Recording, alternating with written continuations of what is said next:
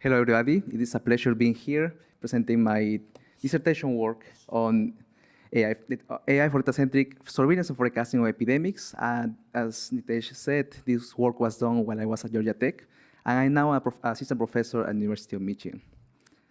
So I will show you several problems motivated from public health epidemiology, and also what are the challenges, technical challenges that they come with, and technical innovations that we did to address them. So let me start with just mentioning briefly what is epidemic spread populations.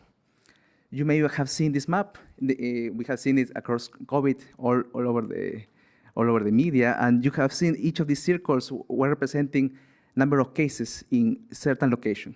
And if you look at each location over time, you may see these trajectories, these epidemic curves, which will tell you what was the history of the epidemic and also what is the current situation. And with that, you can also understand what are the future trends that may happen in the future. You may think that this is already old story and maybe this is not relevant anymore for us. But let me tell you that this is still a very impactful problem for our society. Let me talk about some recent numbers on the toll of epidemics in the US. For COVID-19, we had about 160,000 new hospitalizations and 11,000 new deaths. And for influenza, we had similar numbers, 80,000 new hospitalizations. And you may be thinking that this is maybe across 1 or 2 years, but this actually was only 1 month of data in the last winter, from December to January 2024. So it still is a very significant problem for our society. And in order to combat the spread of diseases, there are efforts that are led by public health agencies around the world. For example, we have the World Health Organization. In the US, we have the CDC. And in Michigan, where I'm coming from, we have the Michigan Department of Health and Human Services. And there are some tasks and decisions that these agencies want to take. They want to first understand the situation. They want to do what is known as public health surveillance. They also want to understand the future, forecasting. They want to do source detection in order to understand which was the source of the outbreak. Or they may want to also understand what are the missing infections that is not in the data. And the decisions they want to make are, for example, resource allocation, individual risk assessment, and development of therapeutics. In my dissertation, we have focused mostly on the first two, situational awareness and forecasting. In order to exemplify the scenario that we have been working on, let me introduce you a setting of what we call real-time epidemic response. In the x-axis, you can see the time here. In this case, is epidemic week. And the y-axis, we have the epidemic indicator. In this case, is incidence or weekly mortality. And what we want to understand is first is the current situation, and then see what is going to happen in the future. The possible outcomes may be that it can go down the epidemic activity, it can stay still, or it can go up. And you may be thinking because of the trend that it may go down. But indeed, what happened in the reality was that it went up, as you can see in the red line. So this is very hard to do in real time, as you can understand, right? Sometimes it's highly unpredictable. We have to look into multiple other indicators. We have to look into what are the number of infections, what are the number of contact or the rate of contact patterns, the people experiencing symptoms at that moment, in order to get a better sense of what is going to happen in the future. And many of these indicators are coming from novel data sources. For example, SafeGraph, which was giving us mobility data, which is a proxy for contact patterns. Facebook was giving us symptomatic surveys. Google was giving us symptomatic searches. And Kinsa was giving us people that were experiencing fever at home. And all this data that was publicly available can usually give us greater sensitivity, granularity, and timeliness than traditional sources in public health. And in addition, we have also greater availability thanks to the recent interest in public health. So the vision of my work has been on developing data-centric solutions for public health, where we can connect data sets to decisions through prediction modeling. And specifically, we address the question, how can we better connect data to public health decisions through predictive modeling? And the approach that we took was develop deep sequential models and scientific machine learning methods. The thesis statement of my work is bringing the data-driven expressibility of AI into epidemiology leads to improved accuracy and extended capabilities for epidemic surveillance and forecasting. In order to realize this vision and thesis statement, we address three main challenges. The first one is on leveraging heterogeneous multimodal data. In this domain, data is scarce. If you compare it, for example, with computer vision applications, where we have thousands of data points in flu, and when we responded to COVID-19, we had much less data. In addition to that, some multiple data sources may disagree. Before the vaccine, early in the pandemic, it was clear that if people will be mobilizing, going out more frequently, the epidemic activity will increase. But after the vaccine, this was more complicated, more nuanced. A second challenge are issues arising from real-time settings. In that, we may have data quality issues that are not present in carefully controlled environments like the ones that we usually see in machine learning. And let me give you one example with data revisions. This is the data that the CDC reported in January 1st for COVID hospitalization rates. You can see that it's the green one. And based on this, we can have a model and make these predictions that are the blue line. What happens is that after 2 weeks, the data was revised. And you can see that this was a large revision. So the CDC tells us that what happened is that they counted some records that came later, and now the blue one, or the sky blue, is the right one. And after 2 weeks, it gets revised again. And after 2 more weeks, it gets revised again. So you can see that the predictions that we made in January 1st were completely misled because we didn't account for this phenomena. So what we did in my work is to analyze the revision dynamics. We took these slides that you can see the red rectangle, and then we converted into what we call a revision sequence, where the x-axis is revision week. And we can, here in this representation, we can calculate a revision error, which is the initial versus the error between the initial and the final state, and also how many weeks it takes to stabilize. We did this analysis in 30,000 revision sequences from publicly available sources, and we found that it was a significant problem. We found that half of the signals had more than 30% of revision error, and on average, it took 4 weeks to stabilize. We also found that it was complicated to find this or to just make some quick revisions because there were diverse revision dynamics.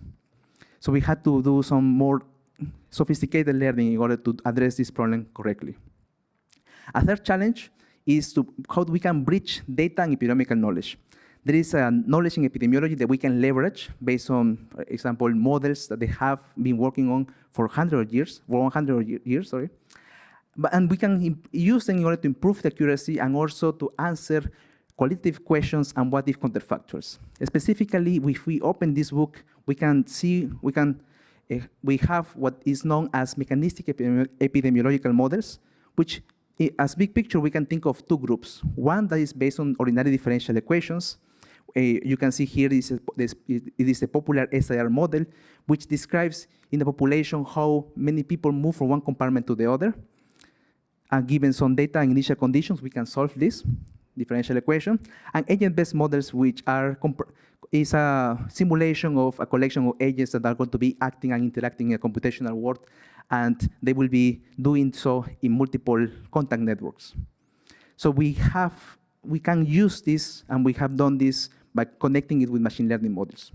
So the thesis contributions are specifically new expressive AI methods for public health, where we want to use machine learning to respond to disease outbreaks, and we also want to enable end-to-end learning with mechanistic epidemiological models and expert-guided priors. And with this, we are going to be enabling a more accurate short and long-term forecasting, also a more accurate outbreak detection, better trend correlation with epidemic trends, and what-if analysis, a more data-driven what-if analysis. And the real-world impact that my work had was that we participated in the CDC Forecasting Hub. We were among the best models, specifically among the top 5 models in the CDC Forecasting Hub. And we participated in data science challenges, and we obtained the first and second place in these challenges. I want to now go briefly about some specific thesis contributions.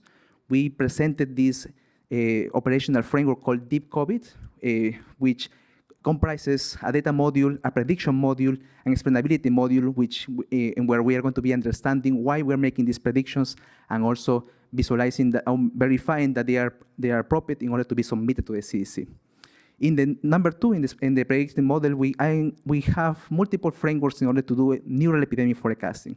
Addressing the first challenge, leveraging heterogeneous multimodal data, we had how we can incorporate the spatial propagation into the learning process, how we can account for a certain quantification where we have multiple modalities, and how we can incorporate also information about the hierarchies that we have in the data. Regarding to the challenge two, we have issues arising in real-time settings. We had the handling of missing values and delays in reporting, and also statistical correction of data revisions. And regarding to the challenge three, bridging AI, data, and epi knowledge, we had a couple of ideas, a couple of frameworks that we developed. The first idea is to incorporate dynamics from an ODE into the neural network. And here, the neural network will gain some capabilities of better long-term performance or long-term accuracy, and also be more have predictions that are better correlated with epidemic trends. And a second idea is incorporate neural networks into the calibration of a mechanistic model, specifically in this case, an agent-based model, which we converted, we reformulated it to a differentiable version, so that then we can connect it with a neural network and train it with backpropagation. So now, to conclude, I already showed you this slide on thesis contributions. We can also see another angle, which is the computing and data science contributions of my work. We have been looking into the real-time deployment of forecasting models, studying specific novel data quality issues. Also, in time series forecasting, studying forecasting on emerging scenarios when, for example, we had flu forecasting and the COVID-19 disrupted the flu forecasting activities. Also, we studied uncertainty quantification and multi-view forecasting and equity considerations in forecasting. And in scientific machine learning, we presented a new class of physics-informed neural networks and new differentiable design for agent-based modeling. Also, we had some community building contributions. We had a survey paper that it is over 42 pages and has been recently accepted to Nature Machine Intelligence. It's going to be soon out. We also had tutorials here at KDD and also at AAAI. And we also were hosting, I was organizing this version of data science for epidemiology from 2022 until today. Yesterday was our workshop, indeed.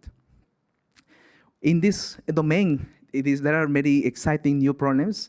I show you a few of them. We have a lot of uncertainty quantification problems, explainability, private machine learning if we want to do some more localized, or we want to work with more localized and granular data, HCI, NLP and text mining, causal inference, computational social science, and high-performance computing, just to name some. I want to invite you to, if you are interested in this kind of work and you can see opportunities for collaboration, please contact me. For prospective PhD students, there will be opportunities available in the near future. Some conclusions on my work. I hope that I convince you that data-driven expressibility of AI is useful in public health, that public health indeed motivates new AI problems and solutions, and there are indeed exciting and impactful avenues for collaboration. I want to acknowledge my collaborators and mentors, and thank you for this venue opportunity to present with my work.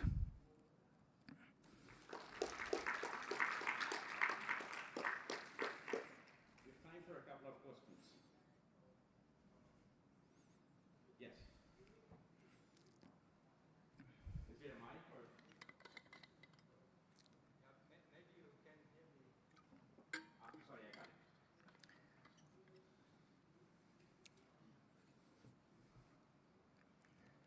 Yeah.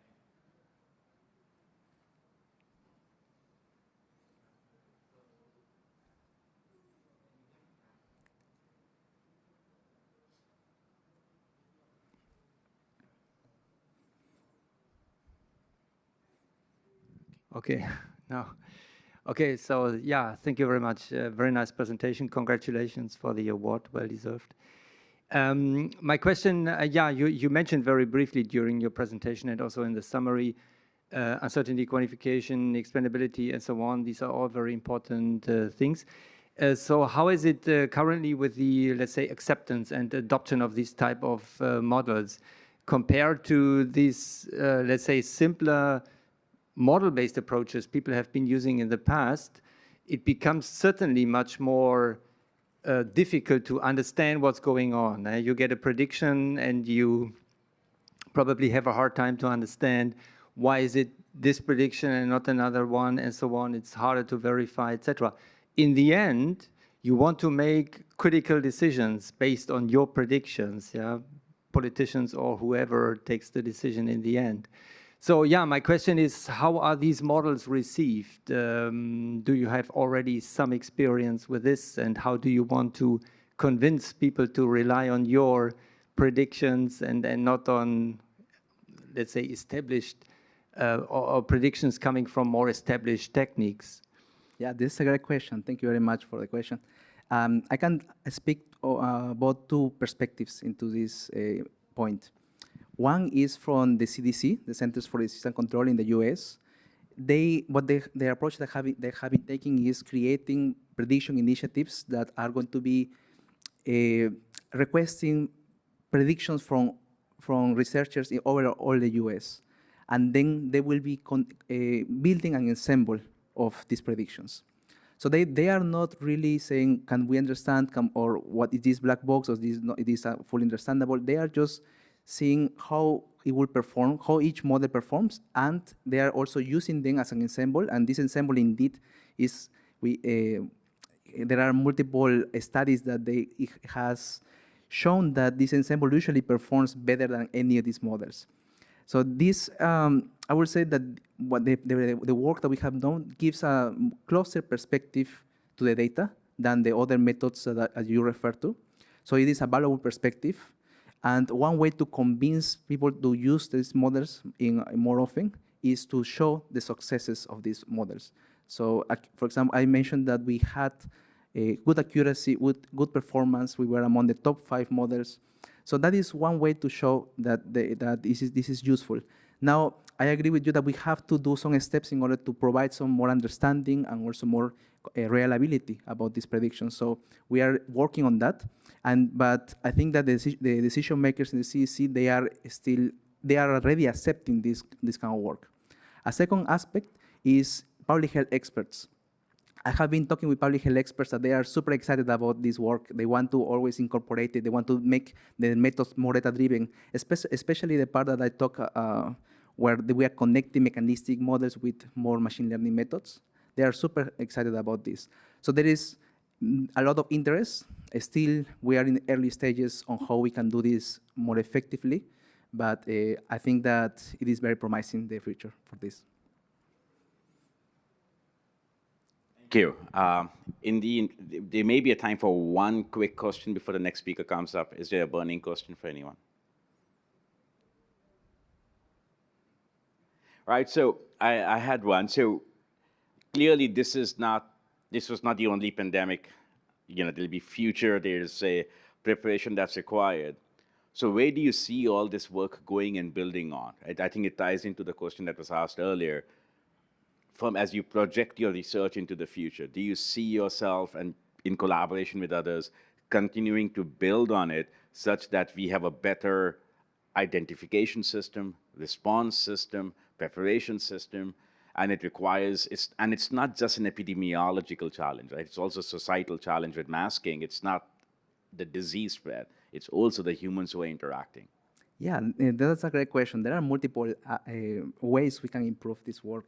One that you refer to is how we can convince people maybe what are the best options for them. And one way to do that, and something that we have also in our agenda, is how we can make more individualized predictions for each person. If that person wants to perhaps share their data and they receive something in exchange of value, right? And maybe a better assessment of the risk if they go out. So in that way, we can help them to understand the situation better, and they can also make more informed decisions. Another aspect is collecting data. There is in the US, we have a lot of deficiencies, but around the world, there is even more deficiency. There are more deficiencies on how we can collect data and quickly have them available for experts so that we can act on that data. So there are data challenges, there are the other challenges of convincing people, and there are in the between, there are some technical challenges on how we can make this more, yes, models and counterfactuals and so on. Mm-hmm. Thank you so much. Yes, Thank you. thank you.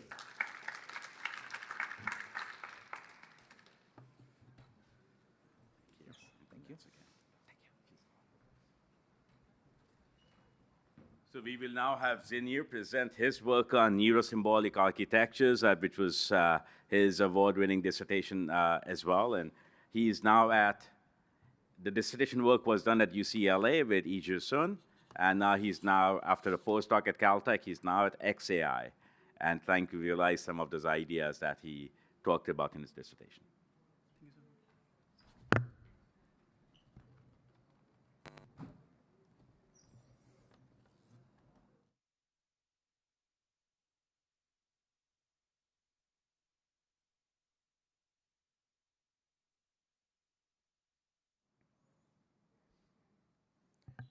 Yeah, thanks for Nitesh for the introduction. Hi, everyone. My name is Zinir Hu. Today it's my honor to receive this award and happy to share my PhD work on differentiable neurosymbolic reasoning. So we are all very familiar with the recent trend of the neural networks that can be scaled up with the parameters, squeeze all those data into the latent parameters, try to learn everything differentiably. But when I first studied the neural network at like 2014 or 15, I'm not satisfied with what it can do because we don't really understand like the mechanism behind it. That is the reason in my all PhD life I have been working on try to augment the neural networks with some external symbolic AI, where people have motivated it as some like psychology AI system, a human AI system, that those kind of symbolic AI can serve as logical reasoning and planning, that as humans, we need some slow thinking that spend more time on that to solving the problem. To motivate you why this is important, I need to define what is symbolic. Let's motivate it via a very standard data mining question, also start from the previous presentation about time series prediction. Think about in 15th century, how the astrologists and the physicists, how they do the prediction of the planetary trajectory. They need to observe all those data, put it in a line, and try to fit a curve to see what would be the most possible next step of this planetary movements. Only after Kepler tries to define the so-called very famous Kepler law, they really know that the true trajectory of the planets can be defined via this very simple and clean, elegant, like mathematical equation, which is later on motivated the Newton's law. This is what we call the symbolic. It's so simple, every people can understand it. We learn it from our textbook, and then this simple equation can be applied to many of the machine learning models that we the problems that we need to train a very huge model to solve. Another simple question I taken it from the first question of the LeetCode is like kind of coding problem. Let's say that we just do two sum, given an array of nums and a target, return the indices of two numbers. We are so familiar with the solution that every people practicing the industry job will learn. We just need to write a code. This kind of a code can be fitted into some Python interpreter and try to get the results. So simple, right? Then let's think about if we want to train a neural network for solving this kind of two-sum problem, what would be the issue? At least before a large language model day, all we think about is that for this kind of problem, we need large amount of the data. Let's say that the data pair can be, this is the input, nums, and a target, and we need the output. Normally, for this kind of a problem, when we start in the neurosymbolic AI, it normally needs around like 10K or even 100K to fit a single problem. And such model is not able to generalizing for new coding problem. You spend a lot of compute for solving LeetCode 1, and then it just failed for LeetCode 2. It's just a nonsense, right? Then let's see what about the current model. This is like the growth model developed by our XAI team right now. We just fit in the same two-sum problem to it, ask it to directly give you the answer. Can you give you the answer correctly? Actually, yes, for this kind of a simple two-sum problem. So like as I said at the beginning of my AI studies, I'm not satisfied with the solution. Why? Let's look at how the transformer works. They try to train the so-called autoregressive model. They're just taking the input, will try to maximize the likelihood to predict the next token. Again, if we want to train the model to solving this two-sum problem, we need to formalizing those kind of question input into the model and ask the model to force it to output the correct answer. And within the transformer blocks, there will be some self-attention mechanisms. They're likely that the previous grok model can solve it. Why? Probably inside these neural parameters, there could be some sort of neural circuit that, given this input, it will activate a certain neural program to solving it. The key question is, as human, we don't know what kind of the neural program is being executed. We don't know anything about the mechanism behind the neural models.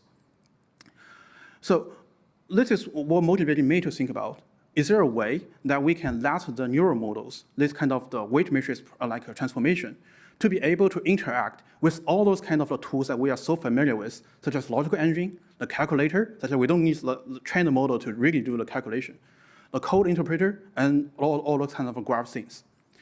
The common properties of all those symbolic modules is that they're so interpretable by human. We are so familiar with them starting from our child. And also, they are so powerful to handle some complex reasoning. The only need is a way to build a bridge such that all those kind of the programs, they are by nature non-differentiable. So if we can let the neural model to interact with them in a differentiable way, then we can just prepare a data set and ask the similar to what we trained the simplest neural regression model to let the model learn how to utilize those tools.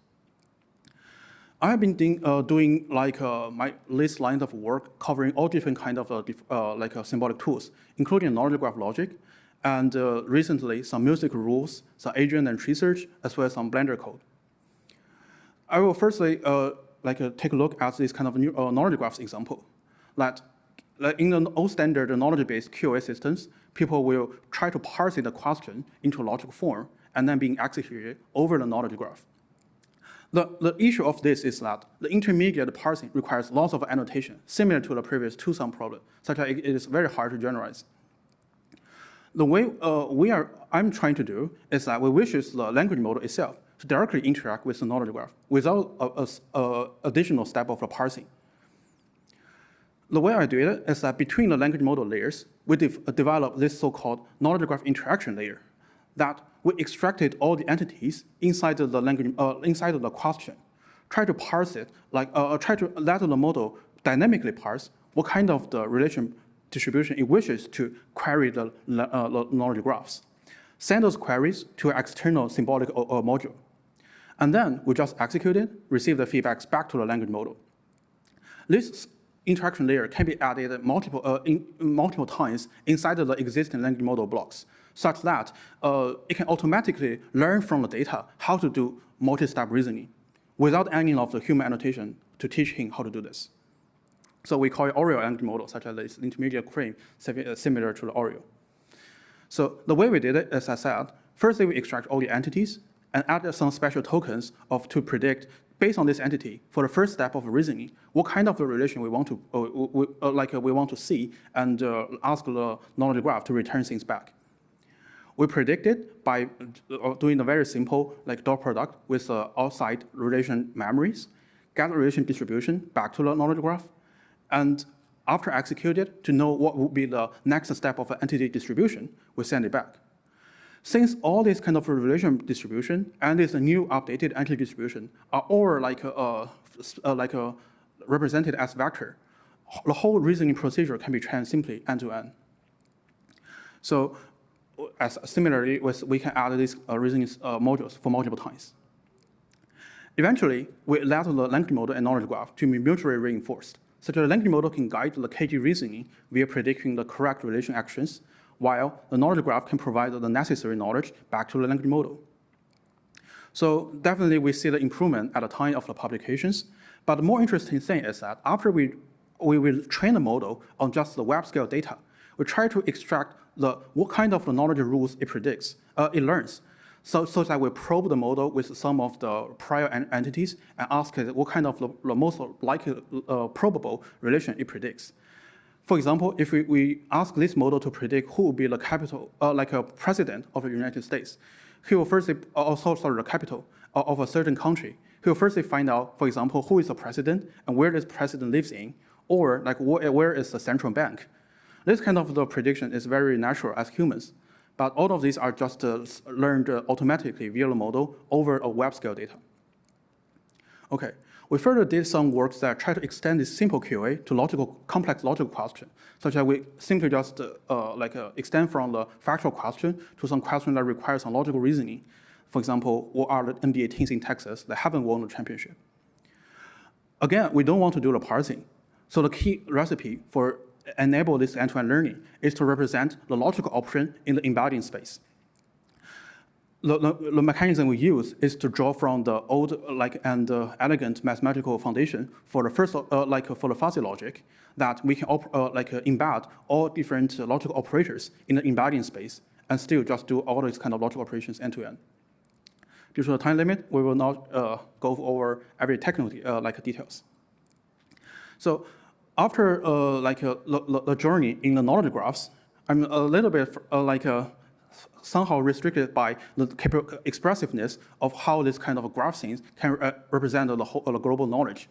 So I'm thinking about whether we can go through a program. Then it's the work about utilizing those programs to help AI. The first work is utilizing the musical rule to guide the AI generation. Here is one example of our generation.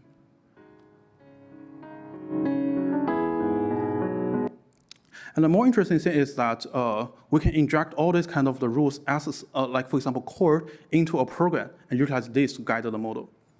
So for example, we all know that there are existing some piano chord that represent what kind of the patterns of a certain piano should be classified as. So again, we don't want to utilizing the neural model to solving this. We can there exist many of the external libraries, for example, Music21, to provide some program, for some dynamic program, to do this classification.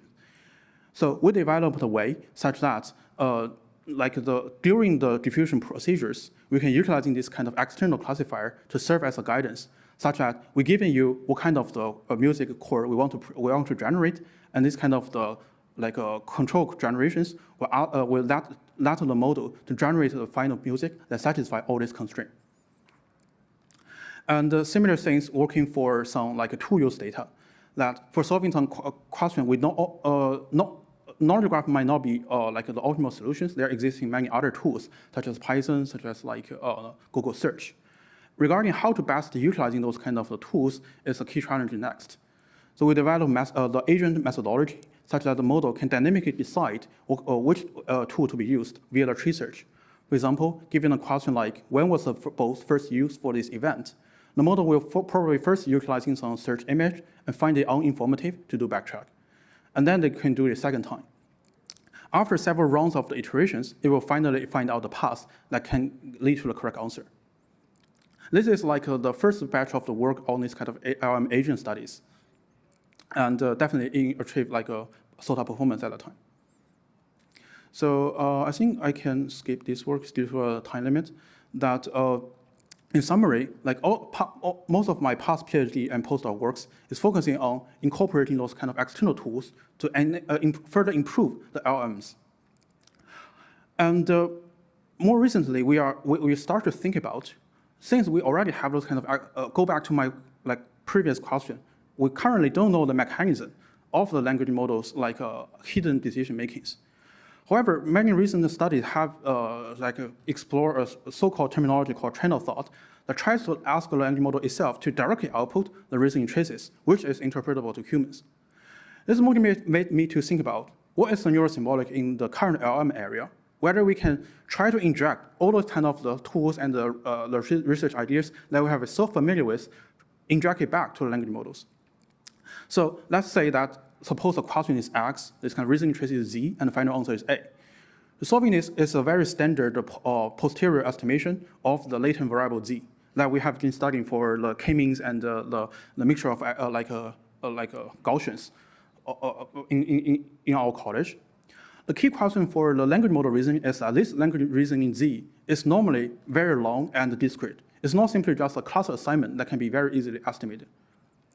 So there have been like many following up work on the self-improvement side that we just utilizing a better policy model to generate those reasoning traces and utilizing those that can access the final answers and inject it back to language model trainings.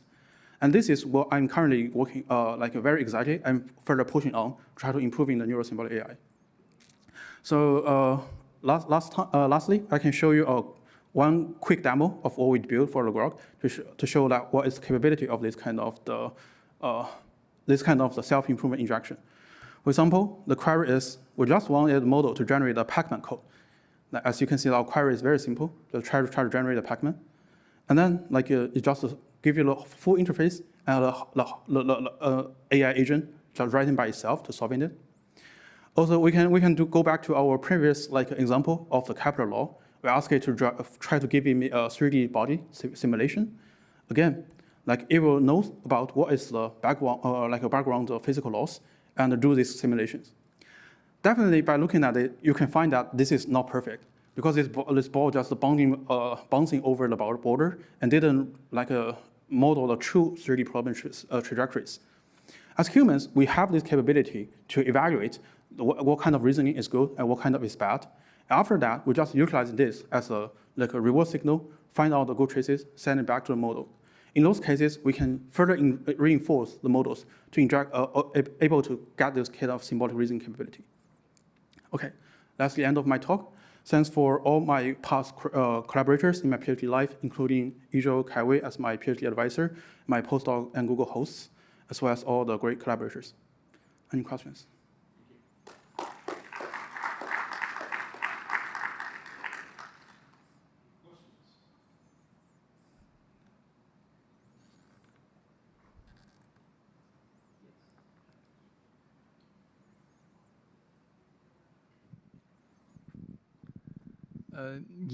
So thank you very much. Great presentation.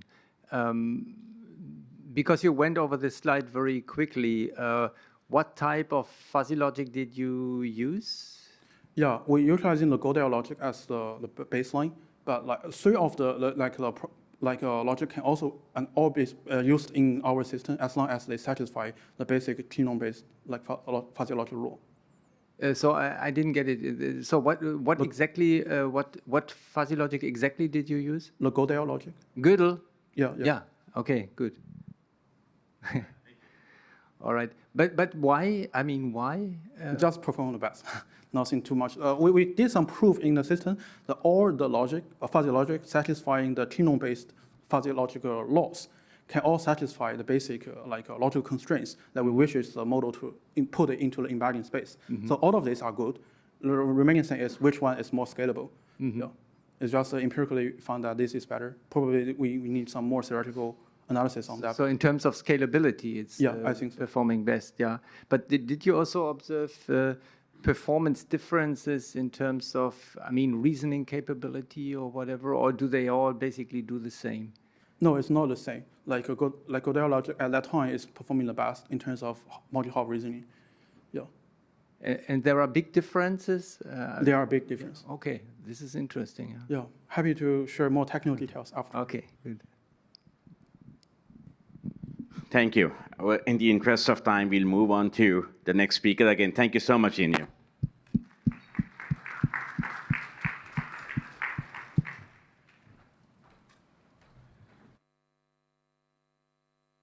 The bottled water. It's yours. So next, the next final talk is the dissertation award winner. So we have heard from the two runner-ups, and this dissertation was the award-winning dissertation. Yu Meng, the student, he's now a faculty at the University of Virginia, was waiting for his visa to arrive, and that didn't happen. Hence, his advisor, Jave Han from UIUC, has kindly agreed to present on Yu Meng's behalf. Please, thank you. Yeah, thanks, Nitesh. Nice introduction. So since the student cannot come, I just show a bigger picture of it's not in his original slide, but I just think everybody should recognize him in case next time he will come to the conference anyway. Yeah, so I will show you what he has been doing. Since this is a third party, I don't have to represent him, I represent me. But I just give you what his past and why he's doing that. The first thing is, I should say, he's a brilliant student. When I pick him up, the first thing is he's not like I pick somebody from like Tsinghua or Peking University. He grew up in UIUC. His undergrad is UIC. But he was not originally computer science student. He was ECE undergrad student. But he did so well. He got, we have the bronze tablet, which is top award for undergrad student. He got it. Simply says for ECE, he's a very top 1 to top 3, percentage. And he got this university award. He came to me, said whether he can do a master's student in computer science. I just look at the bronze tablet award. I say, yes. Okay, he came. So, and the interesting thing is he wants to do something fundamental in the sense really can change things, okay? So let me see why his PhD work can really change things, okay? So when he started, there were no even BERT yet, He just started, not to say small language model, large language model, but there were word-to-vec, okay, those embedding methods. He started from there and grew up, finally can make a very big claim, okay? So the first thing is, even you think about BERT or even before BERT, is text representation learning. That means you change the vector space to some kind of embedding space in a lower dimension, so you really can represent text in a very smart way, okay? Then what is the problem, major motivation to solve this problem, okay? For language model, there are at least 2 major problems on the inefficiency or ineffectiveness. The first thing is it is too expensive. Even you think about now, you still think it's too expensive. He just gave it a simple reason. If you try to run your interface, the interface will take, for GPT 3.5, will take 8 100 GPUs. And the estimate for GPT-4 will take 80. That's just for your own user interface. And you probably can think you really need to build a special power plant to power everybody in the world to run this very, very large language model. Can we do it cheaper? Okay, so that's the first thing. The second thing is, even you want to train the model, you need tremendous amount of training data. Can we do it cheaper also on the training part? So that 2 things bother him, bother everybody, okay, even now. But he made a very interesting progress, okay. So he made progress, he gave you 3 aspects, 3 chapters of his thesis. One is representation effectiveness. That means he used a different way to represent it. It's very effective. The second one is parameter efficiency. The third one is annotation efficiency. Then you will see what he did, okay? He showed, essentially in the thesis, showed 9 papers, okay? But they are all in the top forums. But the interesting one is, if you really check his final slide, he got 36 publications. So 9 is just a quarter. But that quarter form a really nice theme, solve this problem, okay? So let's do it one by one. Okay, the first one is learning spherical text representation. Okay, that time people were doing word-to-vec, doing Glove in Stanford or FastText in Facebook. Okay, but they are using Euclidean space. Why using Euclidean? It's very easy because Euclidean do matrix multiplication is very fast and very convenient. However, when you really calculate the word similarity and all these, you're calculating cosine, if distance. The cosine essentially is spherical. You compute in the Euclidean, you actually really find an application, you use cosine similarity, which essentially is spherical space.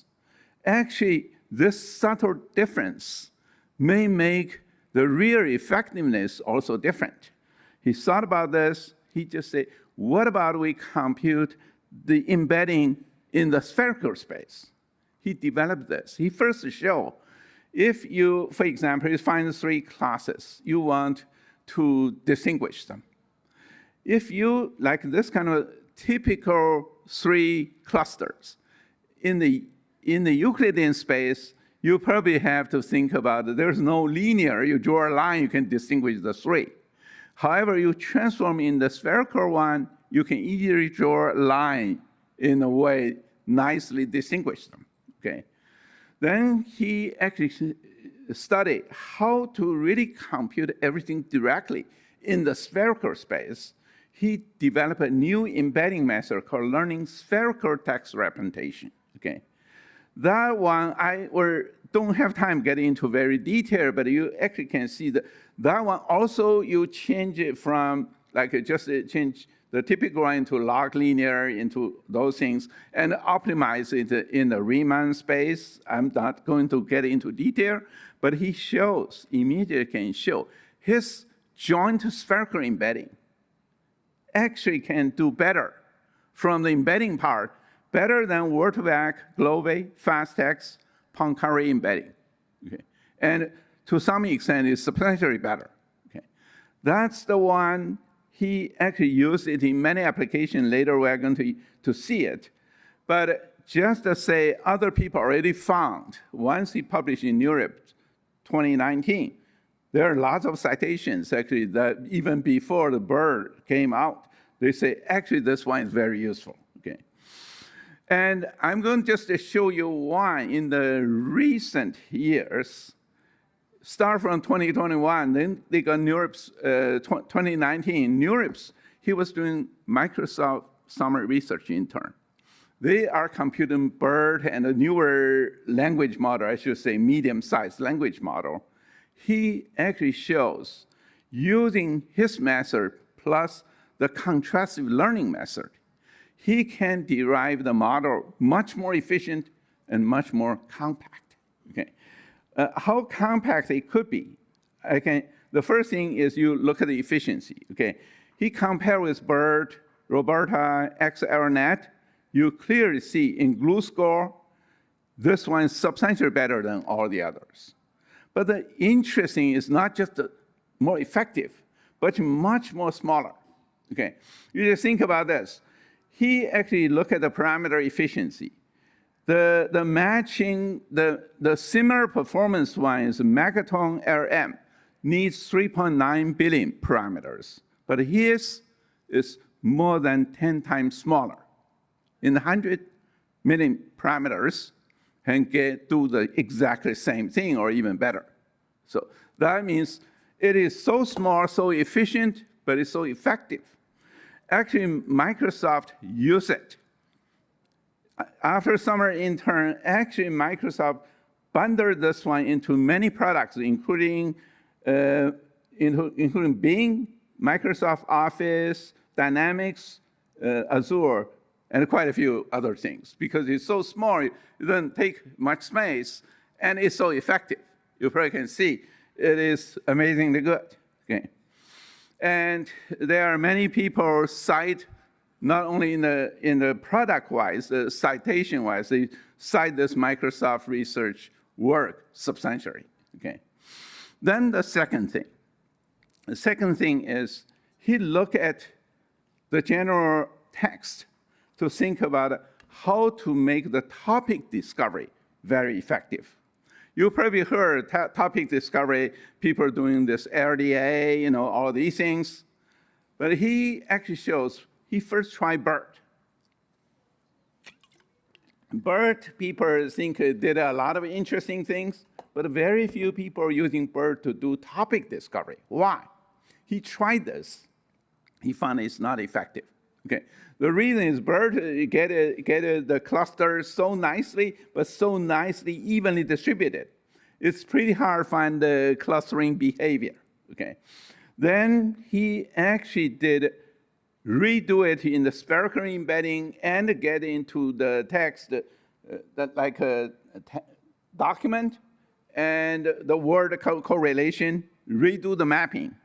And after redo the mapping, he found with different epochs, the immediate can, based on the K, you can say K is 200, K is 1,000, you can find very nice clusters.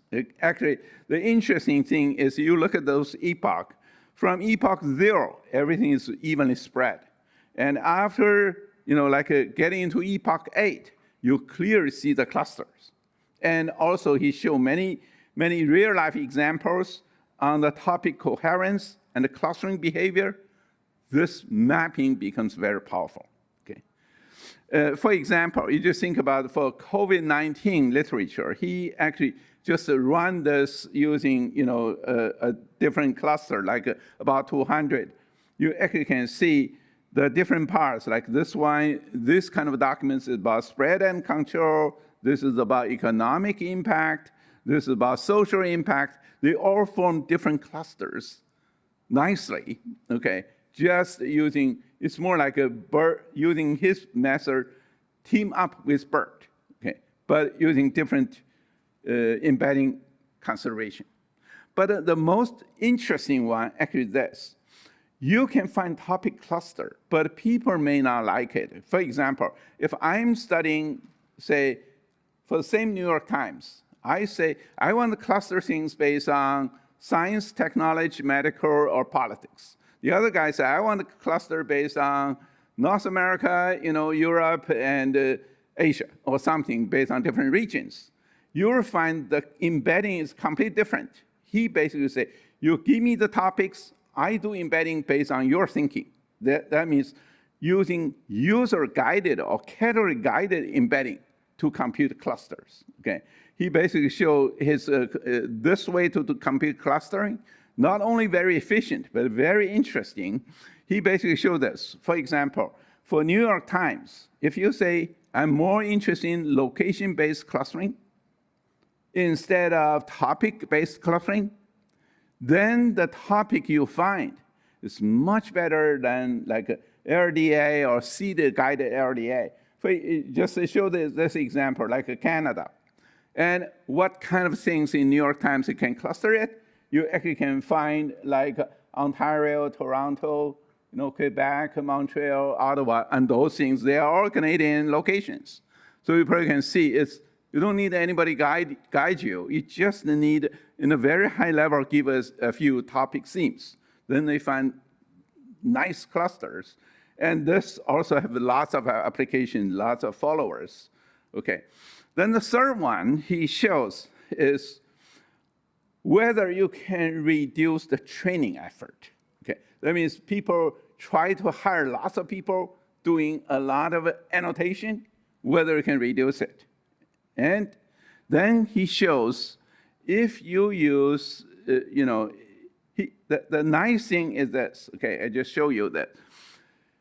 The generative model, like GPT-3 or 4 or something, they can generate lots of things. But the generated thing doesn't mean it's always true. Sometimes it's generate the right thing, sometimes generate wrong thing. That's exactly you need few shots or substantial supervision. And he basically showed whether I can use zero shot to compete with even very good few shots. Okay, how he did it? He did it is he first used the good generator machine. For example, GPT 3.5 or something like that. He generated many things, but he will not trust those generated things. Then he used another, like bidirectional one, to do classification on this. That means you generate something, you may generate something right, generate something wrong. He used another language model, BERT-like, and classify it. And of course, you can say, if you judge it's wrong, throw it away. No, he will not throw it away. He take it as a negative one. He do contrastive learning. Okay. Then he basically, using these two models, generate lots of high-quality training data and enlarge it. Then finally show his method, zero shot, but can do so well. You probably can see, if you look at the glue score and all these, he was competing with very good few shots learning. Okay. And it shows his zero shot actually can beat those much bigger few shots learning. Okay. The paper was published in NeurIPS and ICML last year, but I can show you, basically show the results. And he shows like a GPT-3 mix with 175 billion, those kind of parameters, did all those benchmarking. And he basically used his 0 shot and few shots, very small number one. He used only 1.6 billion. He actually, on all these, beat up 175 billion. Okay, this number was in last year's ICML conference, but basically shows you use very small one training or no training, but you actually can use smart method. You actually can do very, very good quality work. Okay, and there are lots of citations on this line of work as well. But that work, actually, he traced back to the very first when he was doing master in 2018. He already had this kind of idea. Even that time, there were no BERT yet. Okay, he basically showed his very early day on using called West class, weakly supervised class classification, just using very small number of training data, but using a generator, generate the data in a nicely coverage way and select them in some good way, you actually can build a very good classifier. Okay, he basically showed this, even his 2018 work, actually have the similar kind of idea. Push up to 2023 ICML, actually shows his small number of training data can actually beat the, you actually can see, 1.5 billion beats 175 billion parameters, okay? So, and this line of work actually has lots of follow-up work, okay? Including, I have a new PhD student sitting there. He actually recently developed a teleclass algorithm. You can get 100 of classes, but you don't need any training data. The only so-called training data is just a taxonomy. Then you can do really good work to make it. But that's a follow-up of Yimeng's work, okay? So I probably should finish. This 9 paper is what he included in his thesis. But there's a much longer list. 36 work is what he did during the PhD. So if I can see, it's just amazing. It's a very energetic, but very cool mind, okay? So I'm done. And he also gave like 8 conference tutorial, including quite a few in KDD conference. Thank you. Thank you.